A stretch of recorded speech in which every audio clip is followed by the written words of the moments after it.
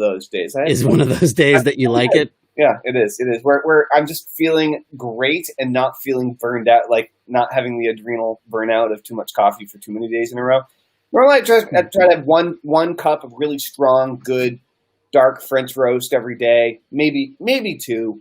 But it's nice to get a couple cups of coffee in the morning before you run, and then go exercise, and then have another one afterward. You're ready to go. You know what I'm saying? Rock and roll with it. That's right. So I want to talk about Fred, dude. We haven't talked about Fred enough, and it's just the whole thing so interesting because I never really connected that much with Fred. I mean, you've been telling the story for years in your marketing, and it's cool, but like Fred didn't resonate with me super deeply. But then what happened is years later, I got so crazy about all this mascot marketing stuff and the fictional marketing stuff. And Fred was one of the earliest examples that I had direct contact with of that type of a character in marketing. So I wanted to talk a little bit about Fred. I know we have something cool. We got Kyle's attention. What's up, Kyle? Thanks for the love, brother. Is that Kyle Battis? Anthony, what's up? And got to watch the replay from yesterday. I know that, there's some definite nuggets in there, man. There was some good stuff there. Hey, what's up, Rick? Good to see you, my friend. Nice. All sorts of list building people from the past are showing up today. Good. Gene Roberts, what's up? What's up, Idity? Right, that's right. So, should we talk about the flea, or should we turn on the video? Well, being that I probably say it much more succinctly in a few minutes, why don't we play the video that I dug up that was the kind of does the job of explaining it in 6 minutes and 28 seconds. Awesome. So, guys, Fred the Flat-Headed-Flea is a super cool character that Joshua created quite a few years ago. And Joshua just dug this video out of the archives and spent the entire day yesterday having to modify his computer drivers in order to make this video possible for you. So I hope you enjoy it. And hopefully it'll work now. Yeah. So for the record, it totally might not work because we've had some problems getting everything synced up, which seems silly, but sometimes with all the technology that there is these days, you can always make things complicated and get things to break. I've found that. What we're going to do is do we want to give any teeing up to the way that I've used it? Since, I first developed it in 1998, but I don't know that it really matters. Yeah, look, this character is going to teach you some cool stuff about yourself and about people in general, and we're going to talk about the character and how it's been used and Fred's story right after the video. So watch the 6 minute and 28 second video, and then don't go away. We're going to circle back and connect up with you in just a few minutes. Do we want to have commentary in the background, or do we just want to let it play? I think just let it play because and then we can talk about it. And then I'm going to turn my camera off, and then I'll leave my. And then I go live. Now. Yeah, you should go live. Okay. And I'll let you know that it's working.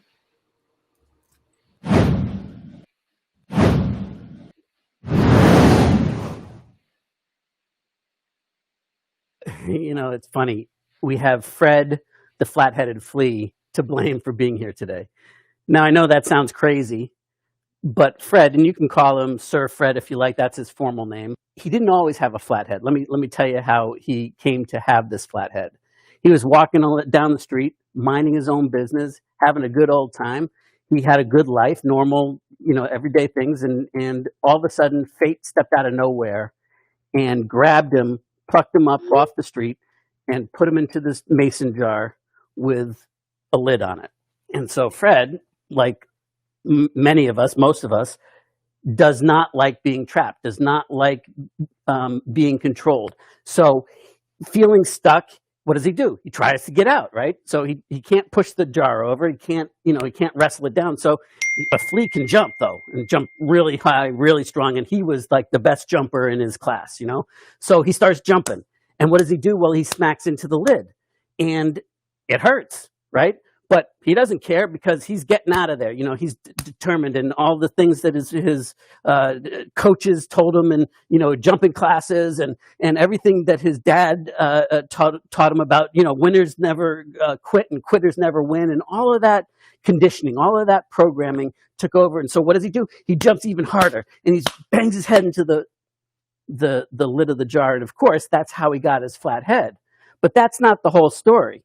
Because what ended up happening is that he continued to, the fact that he flattened his head and hurt himself and he caused himself pain and he conditioned himself and he got that flat head, did that change the fact that he still wanted to get out of the jar? No, he still wanted freedom. That didn't change anything, but he still felt stuck. He still felt trapped in that jar because he was, right? And he had that limitation, the lid on the jar. So what does he do? Well, he teaches himself how to continue to try to get out of the jar, but not feel the pain anymore. So for him, that means he only jumps as high as the lid. He's capable, because he's the best jumper around, of jumping, much higher than where the lid is, but he's jumping, he trained himself, he conditioned himself to only jump just high enough to get to the lid so that he could still feel good about doing something, trying to have a modicum of control over his life, to try to still jumping for freedom because he still wants to get out.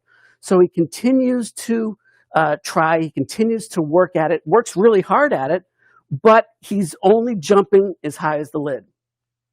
Fate steps in again, takes the lid of the jar off. And so Fred goes, oh, this is my chance, right? I'm going to jump right out of here because I'm perfectly capable, right? So he goes, I'm out of here. See you later.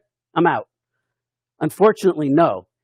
See, because again, he's conditioned himself because of that pain to believe that the lid's still there. So to him, jumping any higher than the lid is equals pain, because that's what gave him the flat head. So he will continue to jump and jump and jump and jump, being perfectly capable, having no limits on him anymore, being perfectly capable of escape, perfectly capable of getting out of that jar. He stays stuck, unfortunately, in that jar, but it's a limitation that of his own making. It's a jail, if you will, a prison of his own making, because of the fact that he conditioned himself to avoid that pain, and he doesn't challenge it. But now here's an interesting thing that's happened to him, is that the reason he's going to die in there, unless somebody comes along and tips the jar over, or fate steps in and takes him out of there again, or something happens outside of his control, he's going to die in there because believes now that his reality is he's trapped. He's accepted that reality. He's accepted that he's now trapped, and he's going to continue to jump because he can't sell out on himself, right? He can't feel like giving up, but he's only jumping as high as that lid once was, and he's burning himself out. He's never going to be able to get out of there unless he does something about that conditioning. Now you say, well, I'm not Fred. You're not Fred. Or are we? Because we all have these flat-headed flea stories, meaning that we conditioned ourselves to believe things that may or may not be true anymore. So based upon the reality of the great unwashed reality of the entire world, right? And that's unknowable to us as a whole, right? We select based on our experiences a small subset of that to, tap into. And then we give our attention to a little bitty piece of that we focus on, and that becomes what we condition ourselves to believe is our reality or is true. And what's strange is that Fred didn't know that he conditioned himself, didn't know that this limitation was there, didn't realize that he did it. But it still didn't change the fact that he's limiting himself. And so for him, that is his reality, right? That is what he believes is what's possible, what's impossible. The way it is, the way life is the way that he conditioned himself to believe it.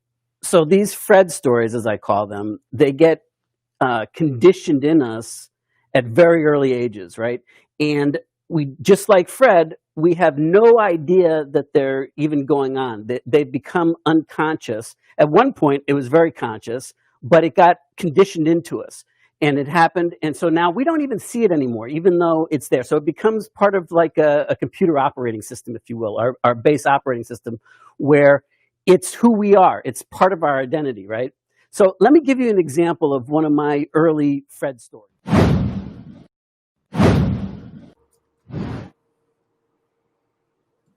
And we're back. At least I am. I don't know about Tellman. Where are you, buddy? Where are you? Doobie doobie doo.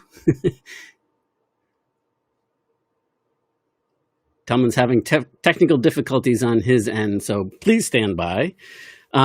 So what did, hopefully that came through fairly decently in the, playing it locally on my computer and then streaming it during our live here. So what ideas came to mind, particularly for me, what stands up?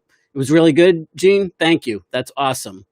What comes to mind for me is the part about the it being an invisible operating system, kind of like your like an operating system that runs computers. You don't know that it's running, but it's what makes all the other things work on top of it. It's what makes all the other software, all the other hardware. It depends on that operating system, and so that it's really an interesting phenomenon. And Max, yeah, thank you. It's a great story. Oh, so you subscribe to the emails and you've gotten some of the lessons that I've started to put together around them. I'm great, by the way, Max. Thank you for tuning in and being a part of it. So for me, the way that this shows up is, and I use it as a way to kind of trick myself, so to speak, into realizing that what I think is complete reality may in fact not be the truth for me. And so when I get an automatic reaction to something or emotional reaction to something, I use it as a way to say, wait a minute, is that a Fred story, or did I consciously choose that reaction? And it has big, profound implications in terms of building your business. And I think what a lot of us are running into, particularly right now, because of everything that's transpired with the pandemic and whatnot, is that the way that we have it, that it has to look a certain way, and may or may not be actually true. And I think Tellman's on his way back. So what's up, Tellman? There he is. Great. That was ridiculous. Sorry, go ahead. It's okay. The way that we have it, in terms of it having to look a certain way, or it being possible or impossible, may just be a made-up Fred story in our mind. And if we're open to that, then we can start to evaluate it and see new possibilities. It's not like it's voodoo or magic or anything. It's just something that we're unable to see because our filters, our Fred stories, are causing us to stop looking in the direction that there are new possibilities there. On that note, Joshua, so often we can get, personally, I can get, and lots of people that I talk to, whether they're friends, whether they're potential clients, whether they're customers, people get caught up in this idea around limiting beliefs. And, do we have limiting beliefs? Do we have limiting beliefs that are the way we look at ourselves, the way we look at the world, that are limiting us and our ability to achieve what we want to achieve? And the answer is yes. And the reason that the answer is yes is because every belief is a limit. All beliefs are limiting. So is every thought, by the way. Exactly. It has a beginning and an end. They're all limited. And so that's what a belief is. So a belief isn't a fact, okay? A belief is a theory, usually a non-provable theory. It's a way of thinking about the world and operating within the world that allows you to make sense of it, right? For example, good and evil. Belief, right? Every different culture throughout time and history has had different beliefs and feelings about good and evil and what it's not a black or white thing as much as we Right. like to think it is, right? And so these beliefs that we have about ourselves, about other people, and about reality and what is or isn't possible, feasible, realistic is a word that people throw out a lot in order to limit themselves, I've found. Yeah. These are beliefs. I'm going to jump and my head's going to get hit on that freaking invisible air up there. Because I did it before and it hurt and it flattened me and it knocked my on my butt and sent me for a loop. So the thing is that, like, I mean, just talk about beliefs in general, whether they're limiting or empowering. It's still, like you said, they are limiting to a degree because they frame up what you believe to be true or what you're willing to evaluate and look for, or even able to evaluate. Like, for a lot of we all have beliefs and we don't even realize they're beliefs, that we don't realize that they can be changed until somebody cracks our head open and or a situation happens that forces us to look at reality from a different perspective. Right. And so, I mean, just relating it back to thoughts, right? So, like, how does a belief get formed? Well, gets conditioned in us very early, some of our core beliefs, if you want to call it, like part of your identity. But really, on the surface, if you have a passing thought, and you think it often enough, that passing thought becomes a habitual thought. Think a habitual thought often enough, it becomes one of your core, attitudes and what you truly believe to be true. And then you continue to reinforce that thought. And it all started with a thought. I mean, so that's all a belief is that beginning and end thought of something that you've just reinforced. But because, like, the way that I like to look at it, and the reason why I call it Fred stories, is because it smacks us out. So instead of beating up on ourselves and feeling bad about, I've got limiting beliefs and I got to work on this, that we can be objective by looking outside of ourselves. Right. And we can look to Fred. Well, what's this Fred story that I got going on? It must be Fred. Right. And it feels good for a second to not blame ourselves for the limiting belief, but to blame Fred. That's right. And that's okay. Right. Because in that moment, what you're doing. Or to even blame fate for throwing you in the jar in the first place. Right. Right. Well, I mean, if you then can use yourself objectively instead of being in the experience and being affected by it, being kicked around by it, being beat to crap out by the experience itself. And you can now say, all right, Fred, like, I don't see it right now. I believe that this is it, but Fred I must have a Fred story that's causing me this pain. Yeah. And if you do that, then you instantly become objective. You become the objective observer because now you can look outside the situation, outside the circumstance, and evaluate it. And that's what makes us human. That's what distinguishes us. We have the ability to think about thought. Right. Us and dolphins. And what? Us and dolphins. Yeah, but I don't know how much they're able to think about thought. I don't know either. Anyway, maybe one day. The point is that we have the ability to take a pause for the cause for the pause, or pause for the cause, right, and just stop for a second. And in that place between that the stimulus of the situation and the Fred story that's causing you that automatic reaction to it. That's right. And so, I mean, the thing is, though, like in our marketing, this comes up again and again, right? Because oftentimes we have to help people come through and evolve past their limiting beliefs or their Fred stories in order to even hear what we have to say. Because if they have that automatic Fred story filtering them, they don't believe it's possible. In other words, they believe that the lid's still on the jar, and they believe that jumping any higher than the lid once was equals death. Literally. Mm-hmm. I mean, it's made up, but that's what it equates to in their mind, right? So if you're trying to come right out with and go counter what they, in this moment in time, believe to be their reality, then you're now you're forcing them to smack into the lid without allowing them to see a new possibility. And it happens so often in our marketing. It does. It does all the time. Kyle says dolphins will take over the world. Right. Right. That's the lesson here, really. Mind control. That's the lesson of today's live stream. Um, so think about time and history. And I'm not a big history guy, so I'm not going to quote any dates. I'm not even going to name any names.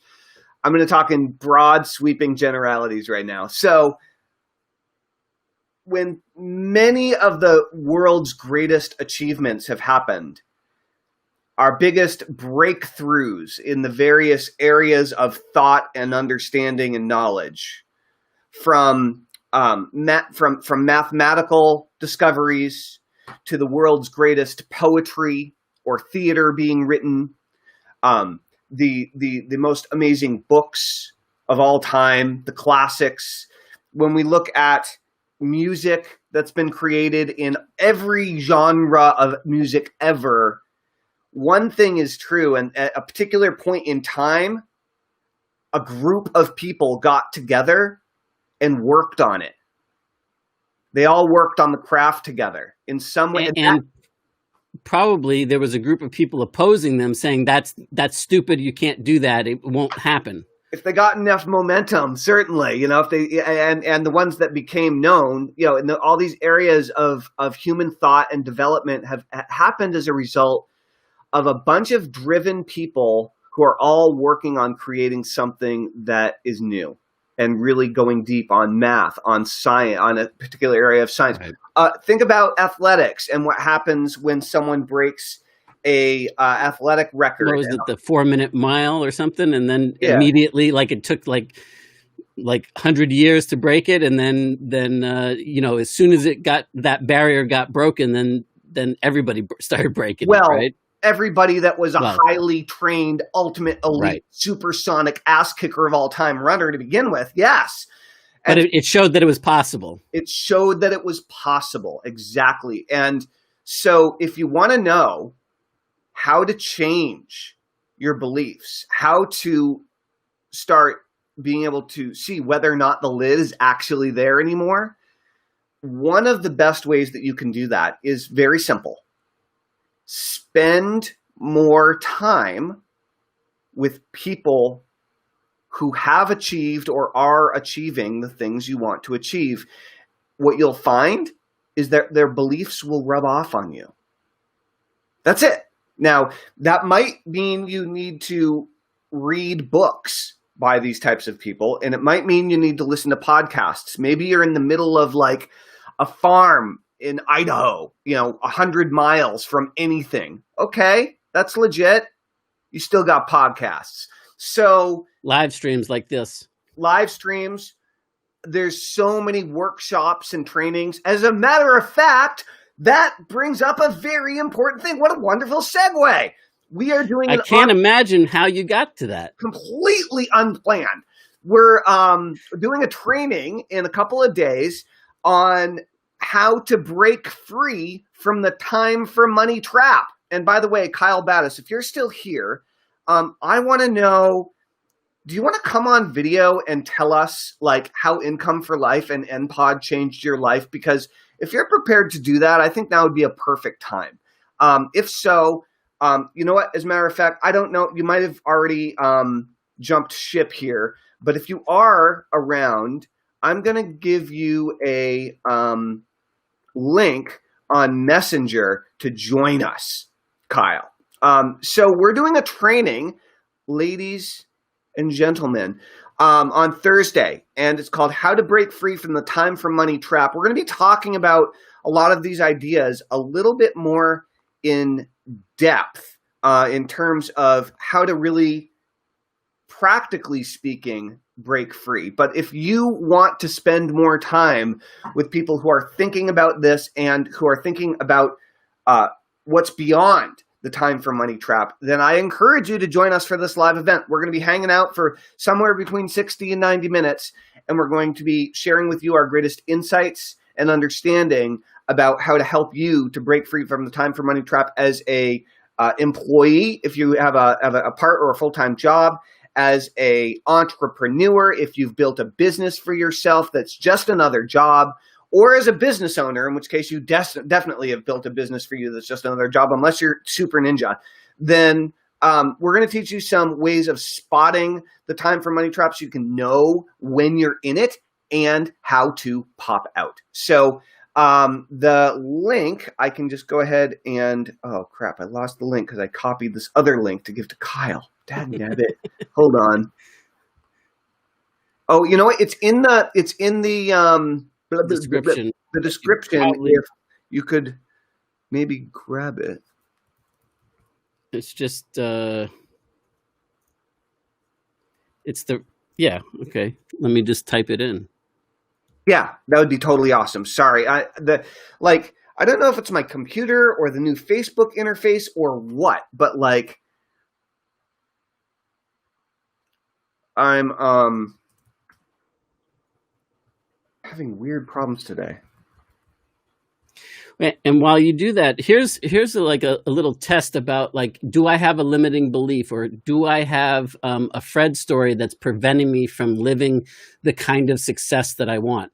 Well, unless you are attempting to achieve something that truly has never been done before, and you're like a true rocket scientist and looking to break through there, if you're not yet living the goals and other people are, then you can be sure that you've got some sort of a Fred story that's making you unconsciously limiting yourself as a result. Just the way it is. And that's how you tell. And, the more that you do to acknowledge it, and the more that you look at it, like the things that we were doing yesterday with Jean, by the way, where we pointed out to her that, that mental conversation and those limiting beliefs, the way that she verbalized it is a form of a Fred story. It's just a habitual way of being and a way of thought that got expressed via her language. Cool. Hey guys, sorry, we accidentally gave you the wrong link a minute ago. It's etgworkshops.com/blah, blah, blah, blah, blah. I think Joshua and I had a little miscommunication about the link there. So, it doesn't automatically default? No, I think the way you wanted me to set it up and the way I set it up were slightly different. Oh, so we can do a little technical difficulties later. But in the meantime, dolphins are still taking over the world, and I'm going to go ahead and give you guys a link in the. There it is. That's the link. And I also put it in the comments, and it's going to be super good. And I got the feeling that Kyle's not here anymore. That's my feeling. Well, given the fact that he hasn't responded, I think you're probably right. Yeah, he just responded to me in Messenger and said he can't do it right now. That's cool. No problem. Thanks for tuning in, though, man. I didn't want to talk to you anyway. It was nice to interact with you for a bit. Now, Kyle, I can tell you that, so guys, if you don't know Kyle Battis, aka Kyle Badass, I was going to say that. I grew up with Kyle. We went to each other's birthday parties in elementary school. Grew up with Kyle, and he worked with me in Overcome Everything for many years, for a long time as our highest paid team member. He was just making it rain all the time as our affiliate manager, and was just setting up giant deals left and right. And he was just so good at it. And Kyle's life totally changed when he encountered your income for life stuff and NPOD stuff. Like, Kyle's one of the people that I turned on to NPOD because he was like, dude, how are you making all this money? Like, what the hell? And I was like, I went through NPOD, and I probably gave him a copy of it, is my guess. Maybe he bought it. I'm not sure, but he went through Income for Life. I remember he read Income for Life, and it's just like, he just talked about it all the time for years and years and years. And so really, really looking forward to sharing more of the Income for Life principles with people in the not too distant future. That's right. Somebody over in the Art of Email Marketing is singing Kyle's praises. Yeah. Marilyn Zink. Oh, awesome. Yeah. Kyle's done all sorts of stuff back he was a personal trainer and fitness trainer. As a matter of fact, my first product that I ever put online and couldn't sell to save my life was called The 5 Keys to Permanent Fat Loss, and Kyle and I created it together. We recorded it on a mini disc recorder in my dad's spare bedroom. And it was a hypnosis and personal training, fitness and nutrition combo, double CD. And I wrote my first sales letter and put it up on Sean Casey's old sales page software. I think it was called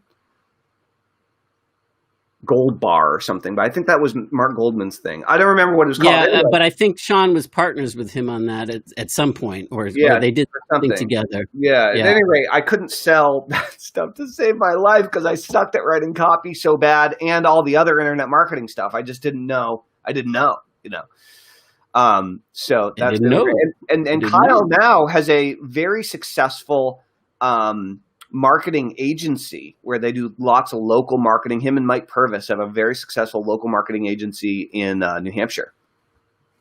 Yeah. So they're rocking it. Awesome. So why do you think, interesting. Why do you think that Fred the Flat-Headed-Flea resonates with people so much?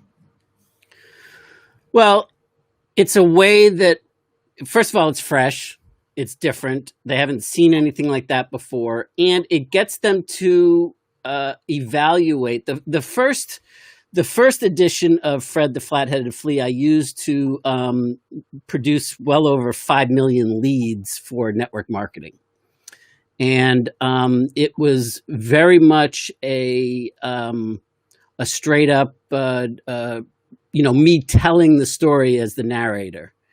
It wasn't until many years later that I shifted and made it from Fred's perspective, and that both worked. But when I first invented this, it was I'll never forget the day. I was sitting in the coffee shop where I used to build all of my success in 1998, I think. Maybe it was 99. And I was reading, as I was prone to do, I was reading some good marketing stuff to prime the pump. And I had to come up with a campaign for a network marketing client. And I was reading Joe Sugarman's Advertising Secrets of the Written Word. And in that book, he tells the story of this elephant and how the elephant gets chained and with a little, and so I was thinking, well, I could create Ellie the elephant instead of Fred the Flat-Headed-Flea, but then I remembered the Fred story. And so that's where it was born from. And in the beginning, all I did was just tell the story from my perspective. And I basically was just straight up like, what does this, crazy story of Fred the Flat-Headed-Flea have to do with you getting rich?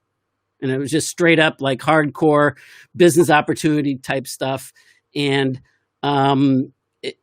what it did was two things. One, it got people to consider that they did have some things, and it entered their consciousness in a way that nothing else was at the time, and still nothing else does, because it completely, not just a pattern interrupt, but it's a way of engaging with people so that they can see things from Fred's perspective. And then when I shifted it into making it about, when it's time to shift and time to get people to think about it, I say, well, wait a minute. We're not Fred. I'm not Fred. You're not Fred, right? Or are we? And then I tell my story of being a flathead flea, of being flathead Fred, and tell some of my experiences doing that. And by the end of this, not only have they put themselves in Fred's shoes, they put themselves in my shoes. Now they're starting to see it from their own perspective. They're opened up and willing to hear different things, and that they couldn't hear before. And the other thing that it did, as far as it's connected to everything that I just said, but like when the people working those network marketing leads, when they called people up, they were used to like, oh, I didn't request any information. I didn't do any, and they immediately tuned them out and they go, are you sure? Because it was all about Fred the Flat-Headed-Flea. Don't you remember Fred? And they go, oh yeah, of course. And immediately, boom, they were right back in it. And now they engaged in the conversation. So not only did it produce like Well, let me give you an example. Back then in 1998 into 99, a typical campaign we could do was maybe about 5 to 10,000 leads per week in this process.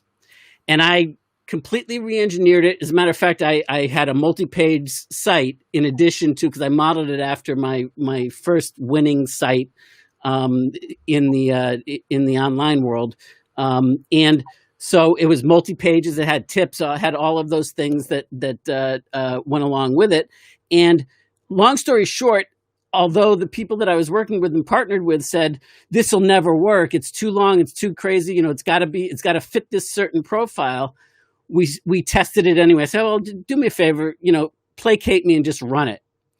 And they did, and they said, holy shit, that all of a sudden they calculated it out and they could do 35,000 leads per week on the same thing. Not only that, the volume of responsiveness went up, but the conversion of the leads, the quality of the leads went up as well because of Fred, because of the entry point. Where'd you go, dude? I'm back. I told you I drank a lot of coffee. Well, sometimes you gotta pay the piper. Well, all right then. So here's the thing. Hey, how about going split screen again so that I can actually see there's you? a good idea. That's a good idea. Wait, no. There it is. There it is. Sweet. So, first of all, take a look at this Frozen Elsa Ice Princess. Nice. Band-Aid. You know what I did? I stuck my finger in a blender. First of all, don't do that. Just generally speaking, that's a bad idea. The blender was not on, and it was not on its base. I was trying to clean it out because I had some smoothie caked inside there. The freaking blade on those things is so sharp, and it popped me right next to my fingernail. And so it just bleeds really easily. And so I have Elsa here to help take care of it. It's nice. So with Fred, one of the things I like about the story so much is that Fred made his first appearance before you were really dealing with email. And so that is astonishing to me. So people were coming to a website and they were reading all about Fred in written form and opting in by putting in their phone number, their name, their phone number, and anything else. I don't know whether we asked for address as well, but probably just name and phone number. Oh, this is interesting. Oh, email address, of course. So I'm thinking about when normal lead generation happens, what is Kyle trying to say? What the heck? Okay. He said, good seeing you dudes. Okay.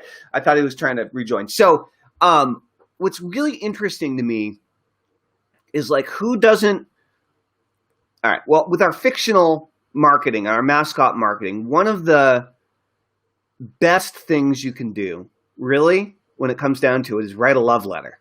Okay. A really heartfelt love letter from a fictional character. It just wins people over. You don't want to be creepy or sexual or anything like that, but just but genuinely care. And it could be a love letter from a father to a child, or a mother to a child, or to a sister or a brother. Or it's not even necessarily somebody a love that cares about somebody else truly and is looking out for their well-being. And it's kind of like one of our most effective types of emails, and it always creates a massive bond, gets tons of fan mail, people love it, and it makes tons of money. It's just a win, right? It's one of our and nobody objects to getting it. They're not like, why are you spamming me? Why are you doing all this crap? Right. And in a similar way, nobody objects to receiving a really cool mystery gift in the mail. Now, unless it looks sketchy, right? Assuming it looks like white cool. powder. And so I'm kind of thinking about what would happen. I'm excited about this idea of the phone number opt-in, and I've studied a lot of stuff around alternate reality games, and it's this whole big thing. World building and stuff. What's that? Like world building and stuff. Like kind of, but it's a whole different thing. I don't think we've actually talked about it.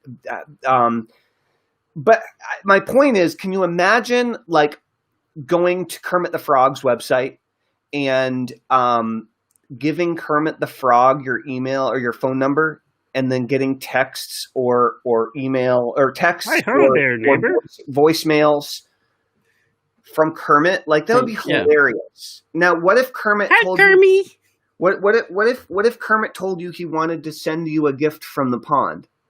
Like, would you give him your mailing address, and would you be looking forward to the green envelope that shows up in the mail? Oh yeah, you would. Especially if he sent you a couple of anticipation building emails in between. Right. And so what I'm just thinking about the difference between give me your name and email so I can send you this special report about how to stop farting or whatever, versus the direct mail letter that you're going to get being an eagerly awaited piece of mail that you're checking your mailbox every day to see if you got it yet. Right? Yeah, and I think the important thing is that it's not just novel. It's not just something different. It's different with a purpose, right? So, like, I think it relates back. I know I've used this example probably 100 times in the last few months that we've been doing these, but you know, it's like those people that run the classified ads with sex, big bold. Now that I've got your attention, let me tell you about this life insurance policy that I have for you. And you know, that doesn't work. Yes, it gets the wrong kind of attention. Right. And so, but this done properly is different, definitely stands out completely different. And, oh, by the way, anybody that tries to copy it, they are automatically identified with me, right? So because nobody saw it before me. Right. So anybody can rip it off and dilute it, but they're gonna miss the nuance of it. And frankly, in the marketplace, what's going to happen is that it's going to relate back to the branding that I've already created for it. Very interesting. Well, whether you're talking about Fred, I was going to tell you, I really like Flathead Fred, like that. It's got good rhythm. It rhymes. It's 3 short words, you know, like Flathead Fred, you could build out as a character on social media. You could build a chat bot for it. People could opt in to get emails from Flathead Fred, and they'd love that shit. It would be great. And it'd be like the slightly older, more mature version of Fred the Flat-Headed-Flea, right? Same guy, right? Just a little. He's really dented. He somehow got fed some food and water, but he's still in captivity. What I really like as I watched that video that you aired earlier and I had forgotten about was Fate. And so Fate is a character that we've used many times, but Fate is someone that everyone has a relationship with already. And that could be the secondary character in the story. It already is. But like you could start getting emails from Fred, but you could then start getting emails from Fate, right? And Fate is steering you in some other directions, and you're going to have to choose how to deal with that, right? It's just some good stuff. I use it in this edition. I use it to open people up so that they can hear the quote from Carl Jung that once we make the unconscious conscious. Until you make the unconscious conscious, it will continue to direct your life, control your life, and you will call it fate. That's right. Because you're unaware that it's going on. So, but if I just led with that, then people are going to be resistant to it. Exactly. So I had to bring them around so that they'd be open to it and be willing to hear it. So with that in mind, if you like what we've been talking about here today at all, if you dig this kind of line of thinking, you want to break free yourself or you really like the idea of doing some of the super cool high-level advanced email marketing stuff, join us for the amazing live interactive training we're going to be doing this Thursday evening at 7 p.m. Eastern, 4 p.m. Pacific. Breaking through, escaping from the time for money trap. This is one of those invisible glass ceilings, ladies and gentlemen, that we are all stuck under.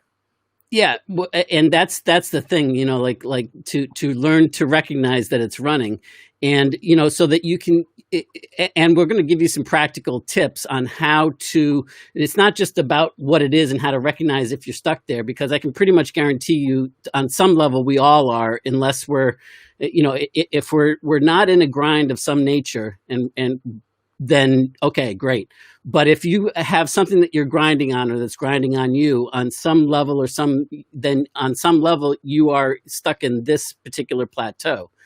And it's really about learning how to stop trading your life away for an income. Right.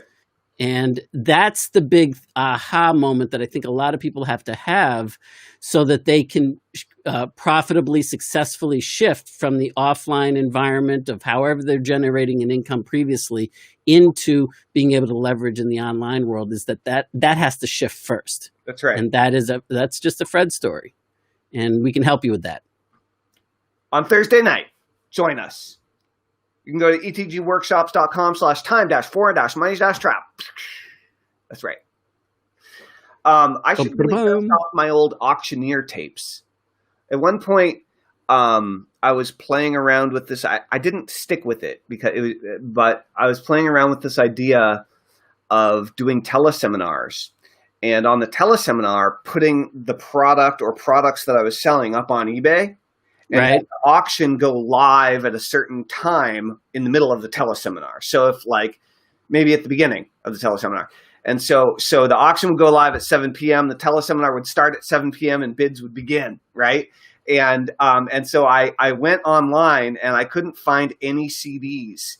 And this is before, this is several years ago, but I couldn't find any CDs of any auctioneer training. And when I say auctioneer training, I mean like Western cowboy style auctioneer training, when you're auctioning off like tractors and stuff, right?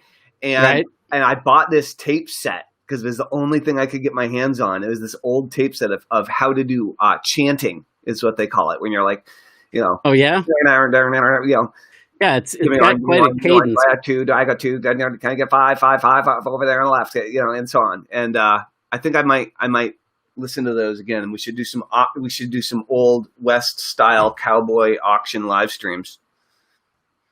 That's right. I don't know that I can do it, but I certainly will be enjoyed by listening to you do it. Hilarious. What should we auction off? We could auction off an old copy of NPod. That'd be funny. There you go. A signed vintage, maybe even an unopened copy. Is there one? I found I think it's in storage. I think I found a couple of still cellophane ones that I kept for myself. When I sold you the remaining inventory, the 200 plus whatever, I kept a case for myself, and I found them when I was going through the inventory with storage one day. That would be a really funny promotion to do. Huh. Interesting. All right, guys. Join us this Thursday. It's going to be awesome. The link's in the description, the link's in the comments, and the link is under my beard. All right, rock and roll. Thanks for sharing all the Fred the Flat-Headed-Flea knowledge bombs today, and I'm looking forward to talking more about it in the not too distant future. Over and out, everybody. Thank you. Thank you. Toodaloo.